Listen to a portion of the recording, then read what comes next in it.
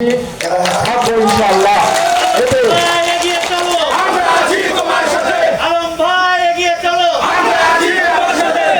এবং যত প্রকার ঝড়ঝান্ডা যেটাই আসুক, আমি আশা করবো যে আমার শ্রমিকের গায়ে ফুলের টোকা পড়ার আগে সেটা যাতে আমার পিঠে পড়ে। আমি সার্বিকভাবে আপনাদের সাথে আছি।